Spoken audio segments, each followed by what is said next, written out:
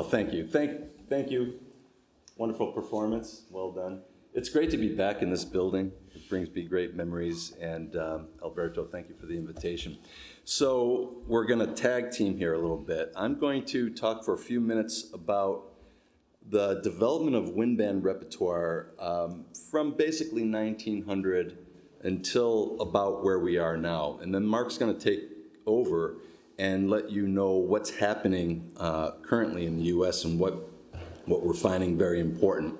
So over the last 150 years, there's been tremendous growth in original wind band repertoire in the U.S. From the earliest days of wind band movement in the United States, composers have sought to pull away from music that was designed simply for entertainment and began writing serious music for the wind band medium. While the earliest composers writing serious music for the wind band, they largely came from various parts of Europe. Several of these composers emigrated to the United States and had a profound effect on the development of wind band compositions for future generations of composers. So I've listed a few different time periods that I categorize with particular titles. And the first is what I consider early works, that being from about 1900 to 1930, that influenced future generations in shaping the wind band music of the United States. So the earliest part of the 20th century saw the emergence of wind bands, particularly the military wind band, performing serious music written specifically for the genre. While bands of all sorts have been in existence long before this period, particularly for military purposes, the world started to experience, for the first time, art music written specifically for the wind band as part of the repertoire for the genre. While most of it was taking place in Europe, the influence was soon to be widespread, particularly in the United States. So I'm going to give you some examples of works that were written during this period that have been recognized as really musical pillars in the development of the wind band repertoire and music that affected future composers' styles and compositional approach. A common thread during this period was a conscientious approach that composers took to conceive music as pure wind band music, employing and developing the color and expressive qualities of woodwind, brass, and percussion instruments, and away from the idea of a collection of instruments without strings, because up to this point, it was primarily serious music written for orchestra, and wind band would either play a transcription of that or would play, like I said, popular music. Some of the pieces, again, coming from Europe or Australia in this case, but Percy Grainger, for instance, was in England at this time. He wrote a wonderful piece called Hillsong No. 2 that came around in 1907. And of course, Gustav Holst's First Suite in E-flat and Second Suite in F. Igor Stravinsky's Symphony of Wind Instruments, first in 1920 and then revised in 1947. And Gustav Holst's Hammersmith, the Prelude and Scherzo of 1930. These works, and among many others, but these are some of the main works that I consider really salient for this time, led us into a new phase that were written between 1931 and 1951 that are really considered major works. So in the 1930s, wind band development started to proliferate. Such figures as Edwin Franco Goldman and A.A. Harding in the United States strived to make the modern wind band a performance medium attractive to major composers. Organizations were developed such as the American Bandmasters Association and the College Band Directors National Association were formed in part to promote the creation of new compositions specifically for wind band. And some of the following works, again, can be considered milestones, if for nothing else, the grandeur that they represent. Again, Percy Eldridge Grainger, who wrote Lincolnshire Posy in 1937, a monumental work, changed the course of writing for wind band. And Darius Milhaud, Suite Francais from 1945. And of course, perhaps one of the most significant works ever to be written for wind band was by Paul Hindemith, his Symphony in B-flat of 1951. Hindemith composed this piece for the United States Army Band, and the symphony was textbook classic, exemplifying really perfection in construction, regardless of any medium of composition. The fact that Hindemith, who by now had already emigrated to the United States, wrote the work for concert band only further legitimized the band as a serious mode of art music performance. Most of you probably know this piece, but I want to just play a little bit of the beginning of the first movement.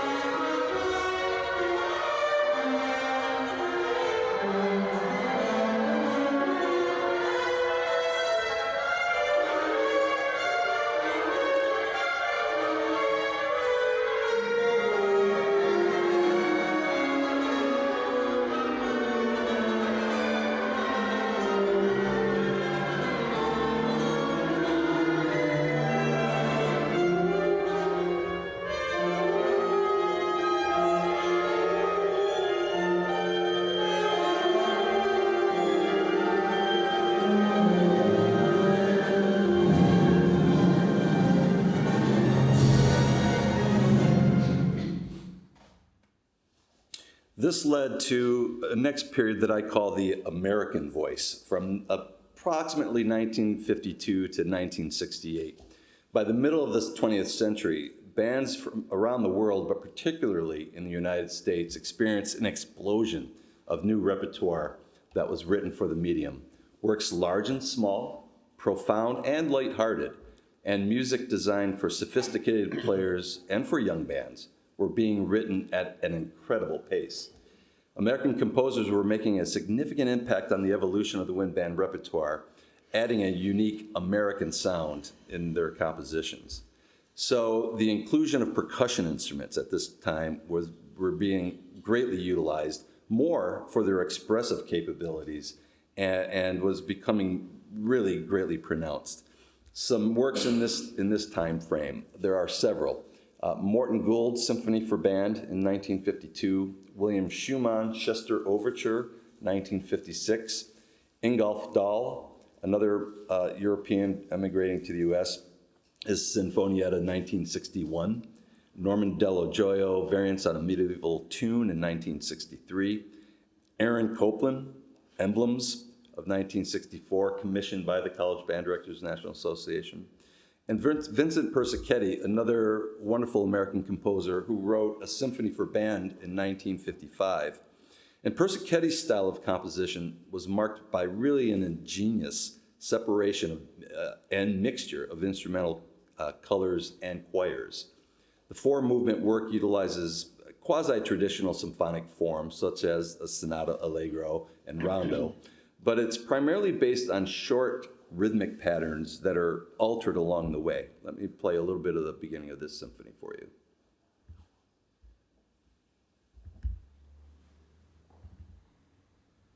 Maybe.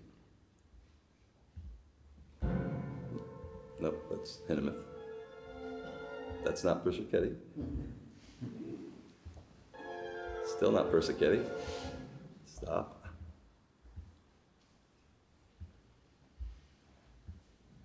Still not Persichetti. Sorry, I don't know why this isn't working. All right, I got this right. Well, trust me, it's really good.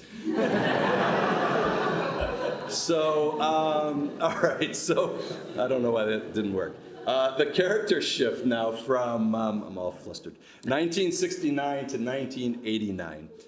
In the age of musical exploration beyond traditional means, music from the late 60s and certainly into the 1970s and 1980s tended to stretch several boundaries. Traditional structural forms were tested, and pure music based on sound configuration and color was coming to the fore. Additionally, composers were creating music that focused on symbolism and illusion, and on psychological manifestations, as well as making connections to natural earthly phenomena. Also during this time, the band medium found quite a mixed bag of styles and compositional technique. Programmatic music was still abundant, and composers continued to revisit past musical materials as resource for new compositions. Lighter, breezier pieces were written as well, but many of these were now set in virtuosic fabrics. On the other hand, composers were also encouraged to and did write significant works that could be played by less accomplished ensembles, student groups. The following examples are some of the landmark works that exemplify the variety of compositional characteristics that I just described. Karel Husa, Music for Prague, 1968, written in 1969. Fisher-Tull, Sketches on a Tudor Psalm of 1973. Leslie Bassett, Color and Contours, 1978. David Gillingham, Heroes Lost and Fallen, 1989. And Joseph Schwantner, And the Mountains Rising Nowhere, 1977. Schwantner was a Pulitzer Prize-winning composer, and he set out to write his first work for wind band, this being the piece, with sounds and ideas that would be unique to the medium. He succeeded.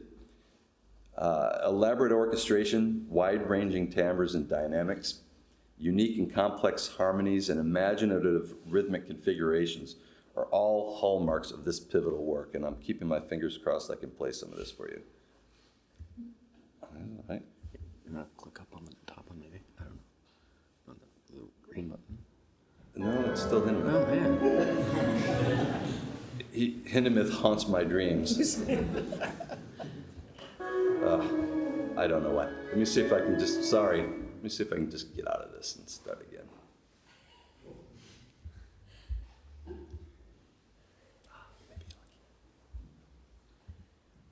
Wow. He sees what I'm doing. Oh. Okay. Right, Mark? Yeah. Yes, right, Mark? Correct. It's a bad earworm. That's right. Yeah, What is that? That one won't do it? The green one? So you cannot select any file. It's just play shuffle, I think. No, I don't think so. You know what I'm going to do? I'm going to log in. Yeah, I'm logged in. Sure. Yeah, I don't want to waste the time. Doesn't seem Okay, to. well, let me, Hey, wait. Yes, I think so.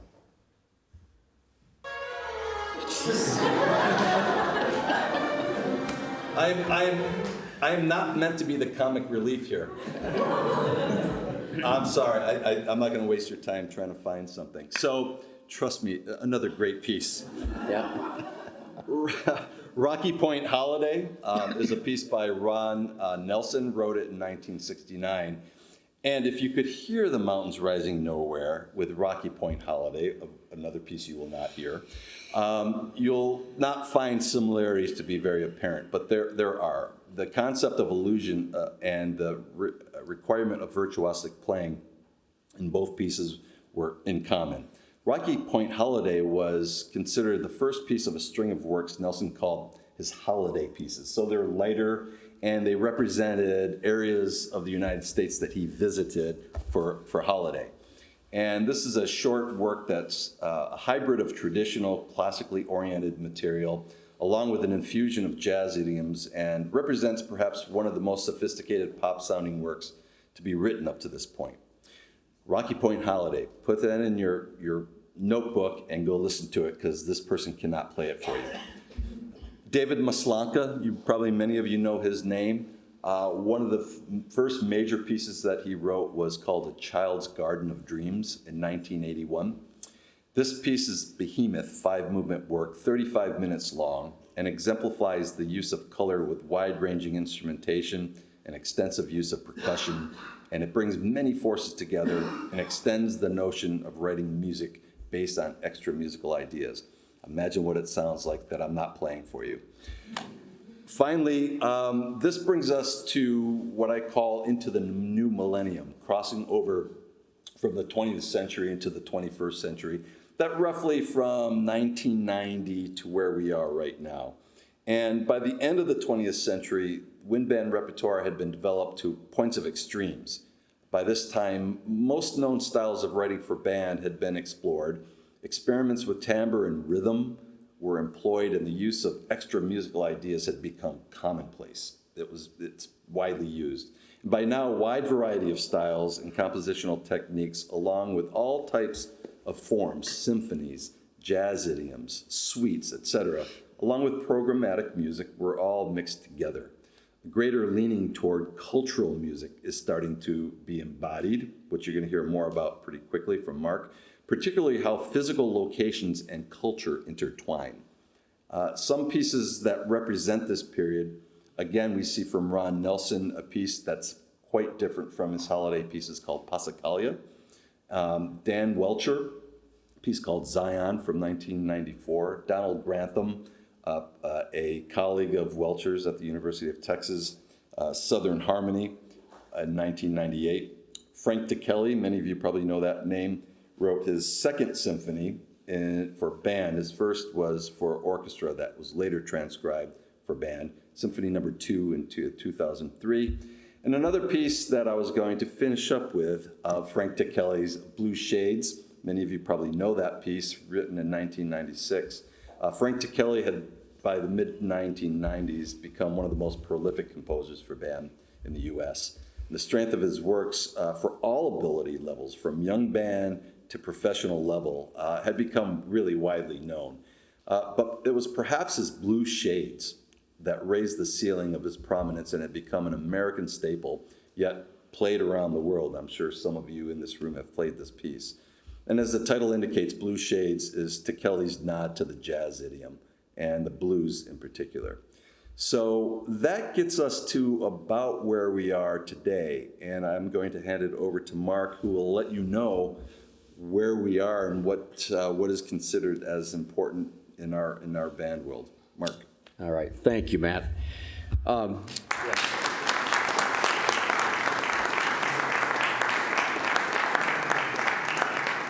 So the title of the paper that I wrote is called The Wind Band Repertoire in the United States, and I said women composers to the front as a catch title. The subtitle of this is A Short History of the Growth of the Wind Band Literature in the United States and the Absence of Cultural and Gender Equity in the Repertoire. That's a big topic in the United States right now, this gender equity and also representing underrepresented composers, representing them. So I'm going to read a little bit about the paper I wrote, and then I'll tell you how I've divided it up and go into that. So the wind band ensemble in the United States has had little respect from the serious classical artistic community. But today, the ensemble has gained positive attention and recognition from those same concertgoers. This change is in part a result, as you've heard, for the growth and the quality of the literature being performed. Wind band leaders have focused on improving the quality of this original literature for wind band, and after over 50 years of the creation of thousands of commissions by composers from all over the globe, the wind band now has an impressive and important repertoire of music rivaling that of most any other ensemble. But there is a shortfall here. And that shortfall is that with this new repertoire, as it is missing a balance of works from minorities and underserved populations. So this article reflects on the potential reasons of why this has happened, and after tremendous growth in the body of literature, the wind band ensemble is still lacking compositions from these underrepresented composers, specifically women. So I've divided this up. I just want to let you know we're going to start, and I will talk a little bit about what he's already talked about, early American wind band ensemble rep, just a little bit. And I'm not going to go into details with the repertoire. We'll talk a little bit about the difference between literature and repertoire. Then developing a basic wind band curriculum, which is important as this was incorporated into our educational system. The changing of demographics in the U.S. population over the years, and then the move towards diversity, equity, and inclusion in our repertoire. And then why we might have a lack of cultural inequity in the wind ensemble, attitudes on programming, and then questions we can ponder about cultural equity, and then attitudes in programming, and then developing your own canon of music, and then some conclusions. So let's start off by saying that in the book, The Winds of Change, which was written by Frank Battisti, a really well-respected conductor of bands and music educator, he writes that the early American wind band ensemble was fundamentally a vehicle that provided music for entertainment, public civic functions, and celebrations. So he quotes David Whitwell, one of the United States wind band researchers, very well respected. And David Whitwell says, while exploring the wind band music and where it's come from, we have two options to pick. One of them is the band's cultural forebears were the military bands, and the works of Mozart, Berlioz, Gounod, Strauss, etc., were just peripheral to that history. That's option one. Option two is that the band's cultural forebears were Mozart, Berlioz, Gounod, Strauss, and the military bands were peripheral for that history.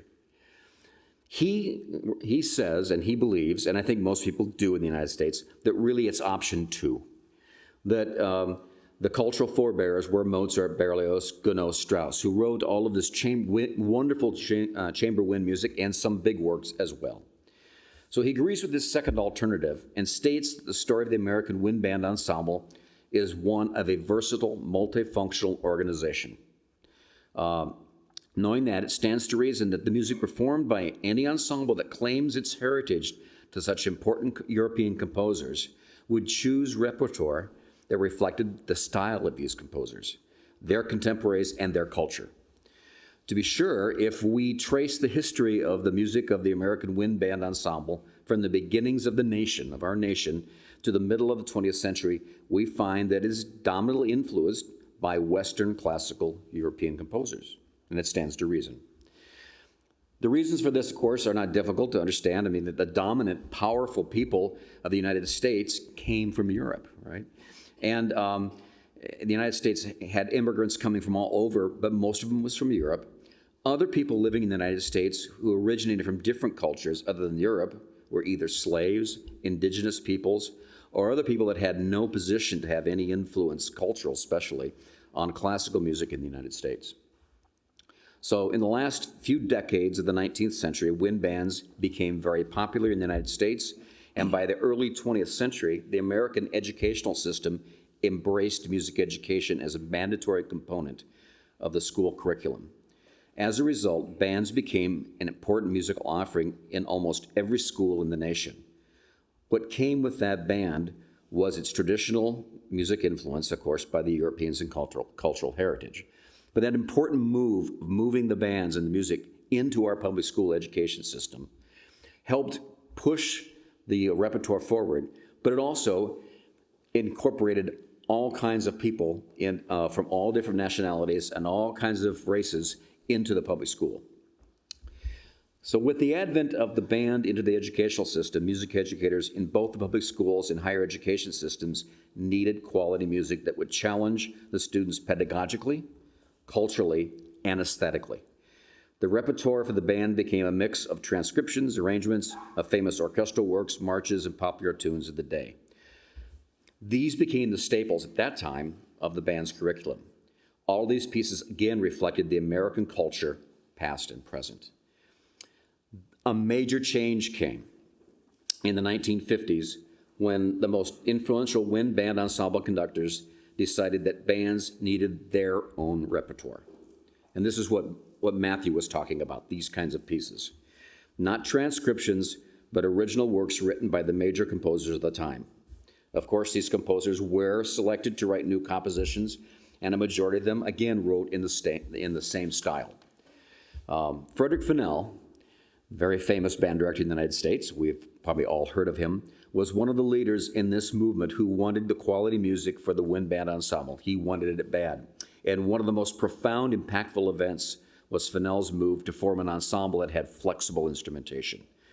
This opened up the possibilities for new and exciting repertoire for composers who were experimenting with different styles, the avant-garde, and lots of new forms of music. The next section here on literature versus repertoire, I want to just briefly talk about. I've got a section on it, but basically Battisti says there's a difference between the literature for wind band or for any ensemble and the repertoire.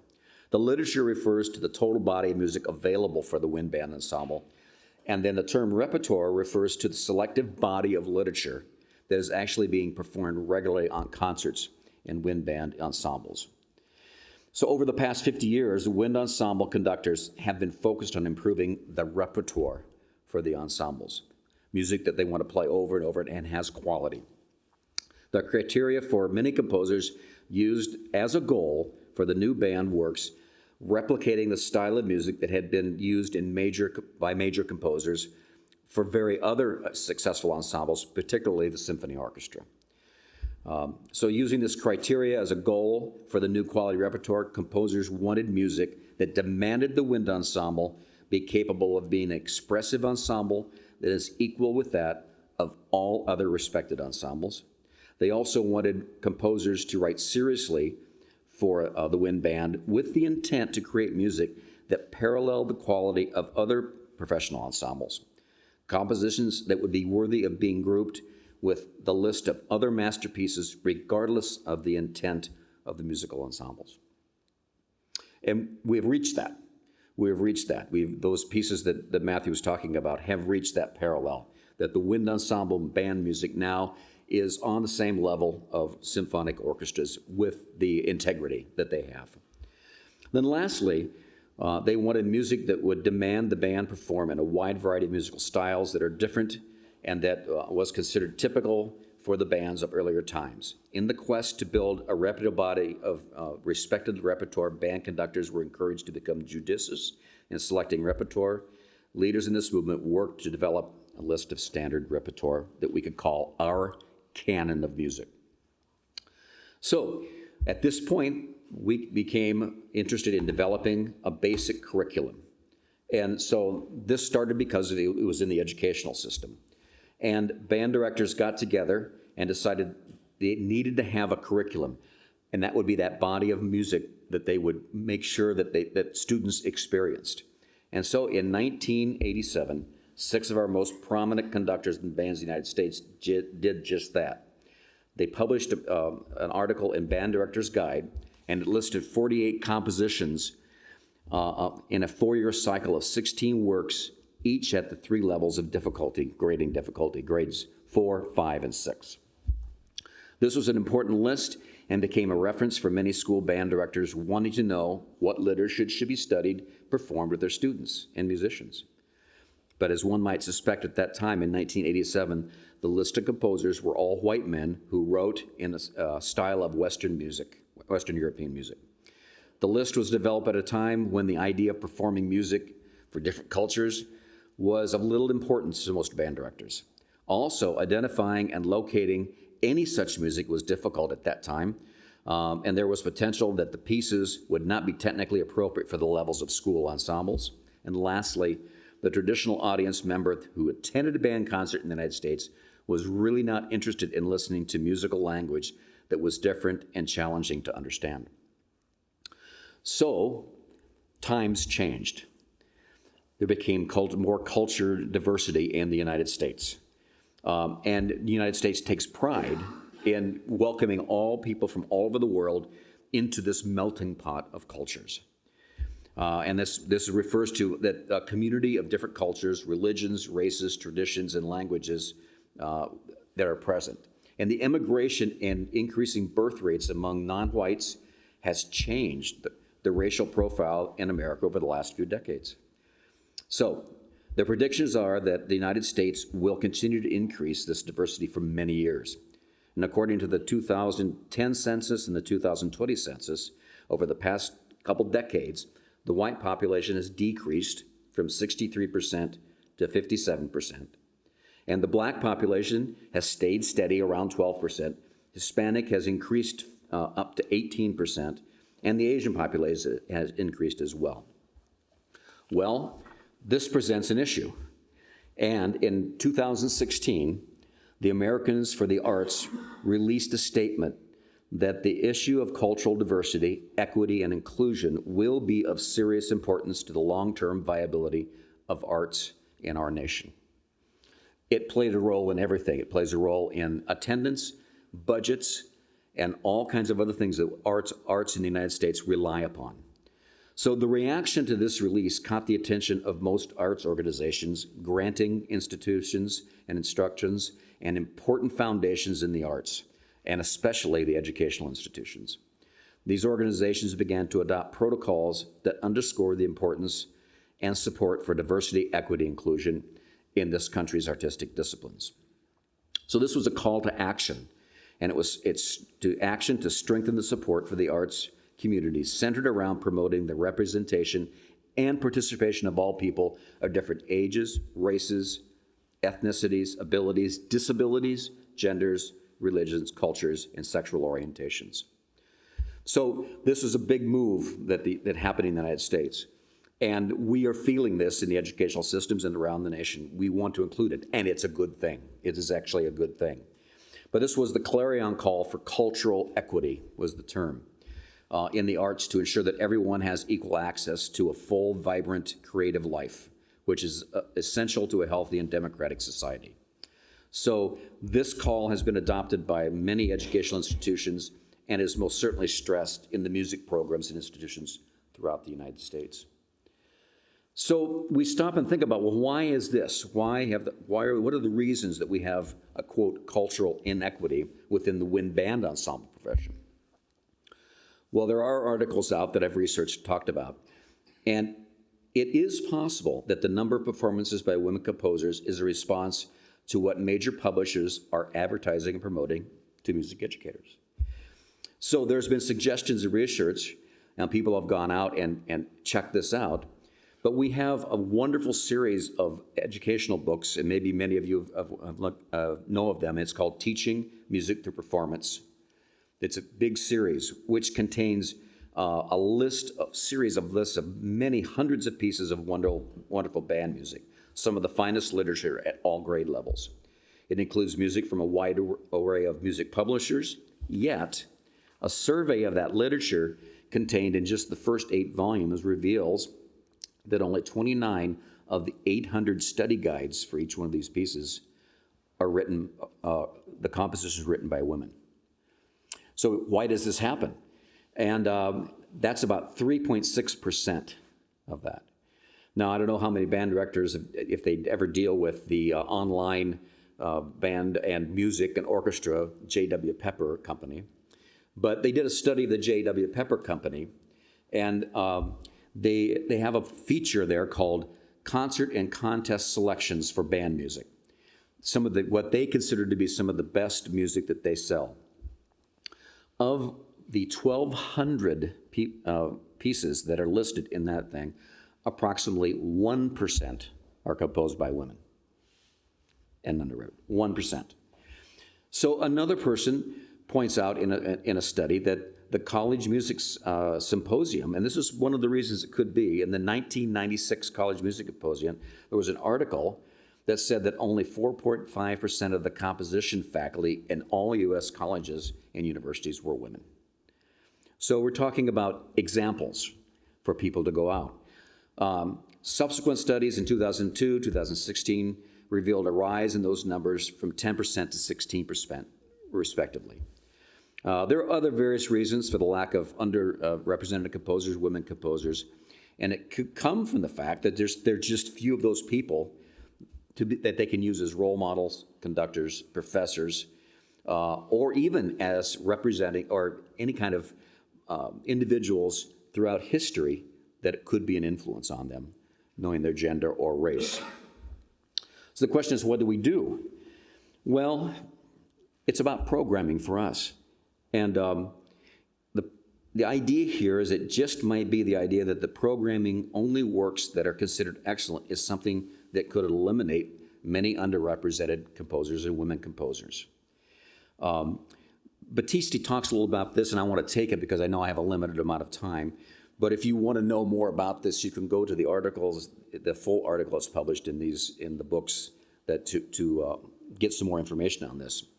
But the question is it possible that our desire to program only great music by the latest popular composers, that we eliminate the opportunity to program a fine piece of music composed by a talented young underrepresented composer and miss out on the chance to encourage them to keep writing if they have something to say?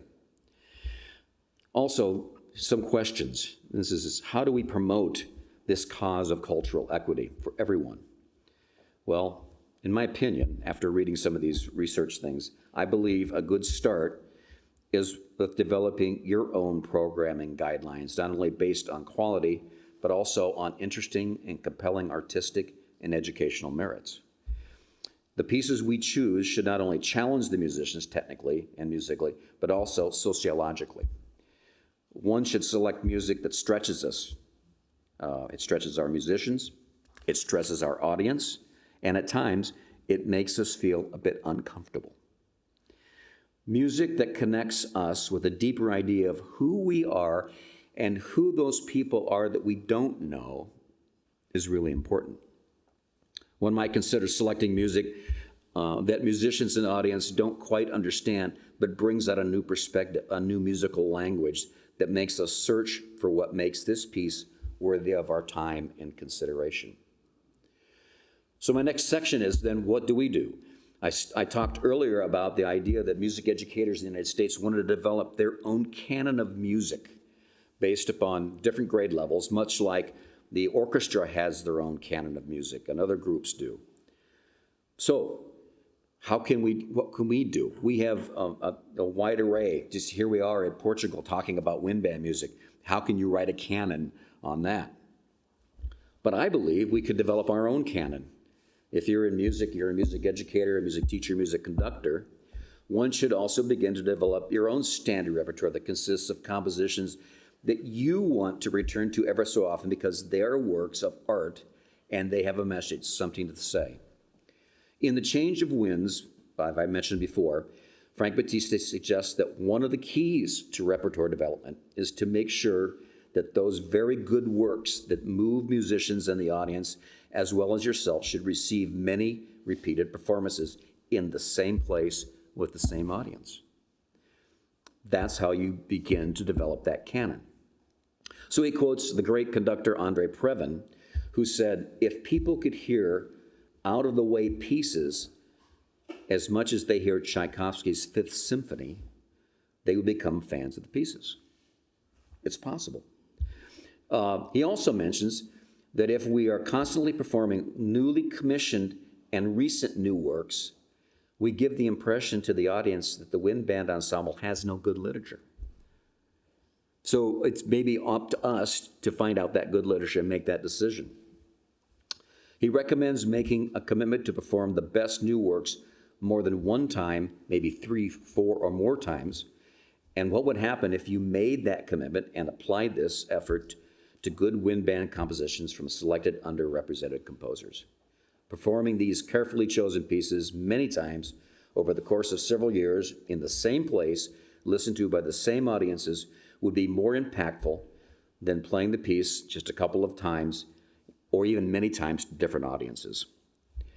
So if one chooses to develop your own canon based on the kind of cultural equity ethic that we would like to have, then maybe take the time to talk to your students, to your musicians, to your audience about the criteria you have, why you selected this music, and why is it on your list of special pieces.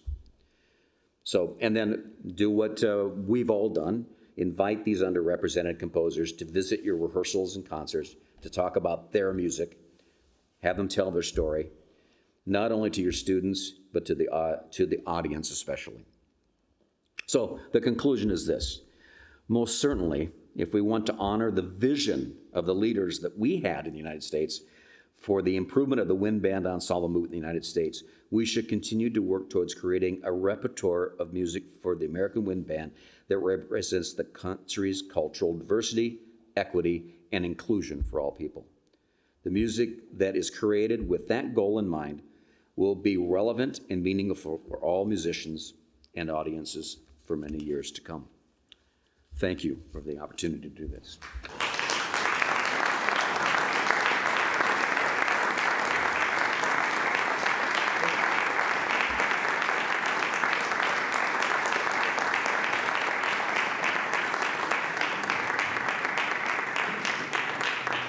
Muito mal. Alguém quer fazer alguma questão ao Marco? Eu quero fazer uma agora.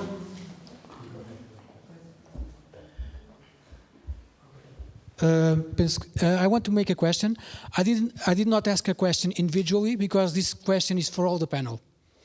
For me, the question is for all the panel, or even for all the event. I didn't assist to all auditions. But my question is, we discussed the last 150 years, mostly.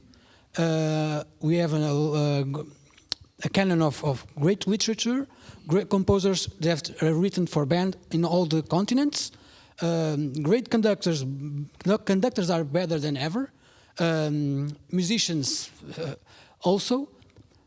But and now next, for the next 150 years, next 50 years, what's next artistically?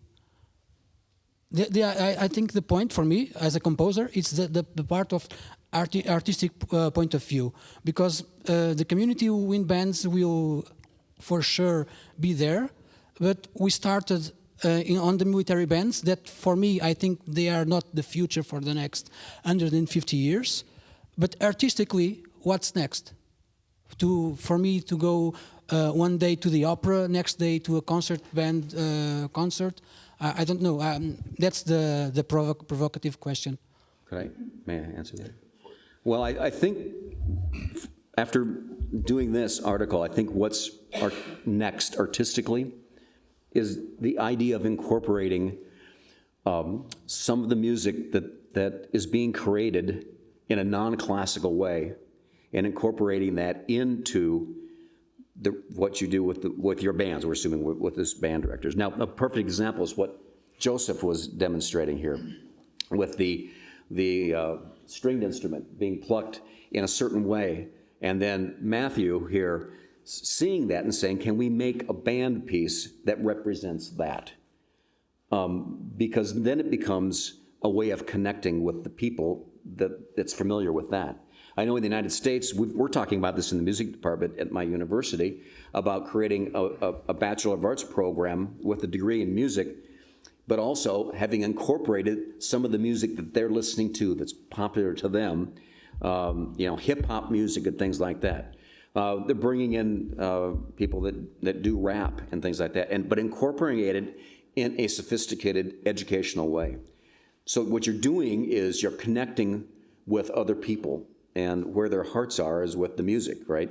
And so you can incorporate those things. I think that's one of the things we talk about when we say, where are we going artistically? It's a melding. And yet, I know that major composers in Europe did that. They took folk tunes and put them in major symphonies and did that. So I think, to me, I think we continue that at a broader level. I think it's wide open. I mean, think about what people are doing now with video game music, for example. I think right now we're in a place with the internet reaching so deeply. I mean, the things that I talked about was largely before the internet happened, and that created an incredibly new phenomenon. And now we have AI, right? And what's AI going to do? How are we going to intersect with that artistically? So my main answer to you is I have no earthly idea because I can't predict what the future is. All I could say is that this intersection of culture, I think, is more pronounced now than it ever has been before, and certainly in the United States, as we've been talking about, because with movement and global movement being relatively easy, I mean, of course, there's always some barriers to that, but I think the intersection of culture will create new culture, and from that comes new cultural ideas in sound, in writing, in visuals that we just don't know yet. But I think it's going to be this synthesis and this fusion that's going to create the next great artistic movement. Okay, just my main idea, it's going to be about the politics of the music. I think that's absolutely. That I was trying to ask maybe, because we are now maybe becoming niches or small. Okay, the conductor for wind band knows the canon for wind bands, but I think we are closing instead of opening. Okay, it's a fusion of a melting pot. We are trying that, but I would beg to differ a little bit. Especially Yeah, I know what you're saying, but I don't, I don't think that's really I think that could be in some pockets what you're talking about being closed, but I meet more people around the world that are open to new ideas than they are closed. And I'm not actually quite optimistic about what's out there and available to us and people's acceptance of other ideas that they haven't thought about before. So I respect what you're saying, but I push back gently. Yeah. I think that, well, let me give you an example. I mentioned this last year at Midwest in the forum. I was preparing a concert of Brazilian music by that Dario Sotelo had brought me, and I had a person in the band. She was from Colombia, and so we were doing some dances, traditional dances that were, and I can't remember exactly what it was, but I was rehearsing the band, and it was with my adult group, by the way. But I had this person in the college who wanted to play in there, and she was playing in the flute section. And all the time I was going through this thing, I thought I knew what I was doing. I really thought I knew what I was doing, but I wasn't. And I thought, nah, I don't get this music, and I wonder if my band even likes this music. I mean, and I wasn't connecting with it. I don't know if they were connecting with it or not, but if I'm not connecting with it, chances are they're not.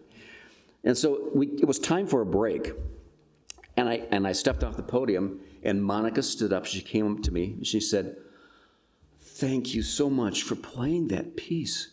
It reminds me of home.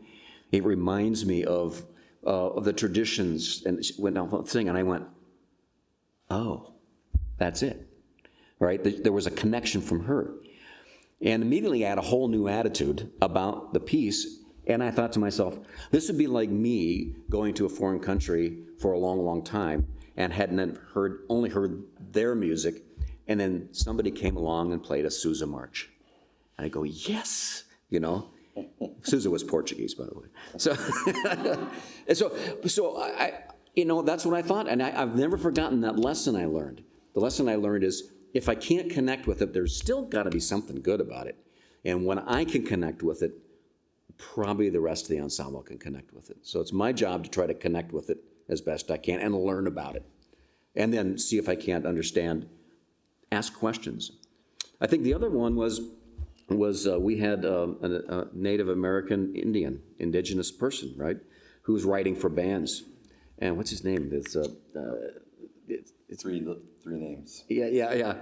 It'll come to me. Anyway, so it was during COVID, and there's this play he wrote called Grandmother's Song, and it was a slow piece. And so I'm rehearsing with my band, and we were doing it kind of in a romantic style and things like this. And then we zoomed him in to listen to the band and then make comments. And then he didn't say he didn't say you're doing it all wrong. He just told us the story of the role of the grandmother in Native American Indian traditions. Rough, respected, tough, they were the kind of leaders and respected by everybody. And I realized, oh yeah, I had it all wrong, right? I had it all wrong, He didn't tell me how to play, he just said, that's what it is. So I said, can I try it again? And so I said, let's do it this way. And instead of doing this kind of motion, I went this kind of motion, like this. And we went through it. And he goes, yeah, I think that's better. That's closer, right? So we can learn a lot about ourselves and other people by studying this music. Like something like a two-way, Yes. So now in China, we're using the Western band wind instrument to imitate Chinese folk song or Chinese opera music. They imitate that kind of sound, use the wind instrument. But the opposite is the paper player come to me and ask, wow, that band sounds so different. Now they put more harmony in his playing on the paper. So there's the other way that they learn from the local Chinese music too. So Chinese music, they have erhu, different instrument. Now they imitating the Western orchestra. They're using the first erhu, second erhu. Viola means like something like sung means horn, and sona means trumpet. So it's changing. I mean, we will learn the West, and then maybe the West learn the new timbre, new sound. They're looking for different sound. And different, like the depth of the form of the music, they change. Because Chinese music, doesn't like a sonata form or ABA form. They're all the way through from the beginning to the end without any repeat. It's so different. So I think it's good to learn different way. The world is one world. Yeah. Yep. Obrigado, Nelson. Não sei se o Jorge quer fazer algum comentário. Nelson, em português. Nelson, a tua questão é uma questão para 1 milhão. O que me ocorre dizer é o que eu penso hoje. E o que eu penso hoje, não sei se isso se vai ao encontro das tuas vontades, muitas das tuas dores eu partilho, mas o que eu imagino, assim, de uma forma sistemática é, e por que não a banda pensar no seu núcleo de repertório original e ciclicamente articular com outras áreas estéticas e performativas. E pode ser que haja aí um caminho de criatividade sustentável e sem criar super nichos estéticos. Provavelmente por aí. Pronto, mas eu não consigo vislumbrar para além do amanhã. Não sei se vai ao encontro das tuas questões. A única coisa que eu queria perceber, eu também penso nisto, vivo disto, Sim. e a história em todas as áreas se vai repetindo, não é? Vai-se repetindo e transformando, mas de certa forma é como a moda, como a roupa. E por isso é que eu gostava de ver, como já são 150 anos, ou 200, há bandas que dizem que têm 300, mas são outras núpcias, a história é realmente perceber se agora o próximo ponto será político. Porque assim, nós falamos do caso da Casa da Música. Sim. Ela, com um repertório diferente, enche. Não há aquele estigma de é uma banda, não vai encher. Ou seja, o que é que se passa? As pessoas estão abertas às coisas. As pessoas estão abertas. Já que nós estamos fechados, lá está. É essa questão, por isso é que era provocativa. Não há nenhuma resposta, é de 1 milhão, claro. Sim. A questão era essa. Para mim, o meu ver, realmente eu acho que nós devemos, os próprios agentes da música, é que estão sempre à espera do próximo, do outro, e nós é que Sim, próximo passo. Sim, não há como, qual é o caminho, não há uma cartilha que nos permita realmente definir os processos. Há sim essa vontade, há um plano cultural e pedagógico a ter em conta, e isso entra o passado, e dá uma sensação que o passado não passa, realmente passa a repetição, não passa na vontade de ver e de estudar e o que é que fizeram ontem. Para dar algum significado de hoje, realmente isto é um clichê, para dar realmente uma possível visão do dia da manhã. O princípio de copiar, de assimilar e depois dar o ímpeto de criatividade está repartido para alguma coisa que falta. Eu sinto que falta o ontem, relativamente à estrutura banda neste país. Falar um bocadinho de ontem, desconhece parte desse ontem. E que ontem é esse? E provavelmente podemos encontrar algum caminho, algum fio, alguma luz para o dia de hoje. Provavelmente por aí. Porque há muitas coisas que foram muito bem feitas no ontem. Mais do que isto, cá estaremos amanhã. Just translating very quickly, George answering, because it's as a connection with what you said about Battisti saying about the canon of repertoire. So you are saying for the future, maybe we have to recognize our past and knowing what we have done, the good things we have done, and really maybe using all these things and reflecting about that and building a new future. So basically, very synthetically. Yeah.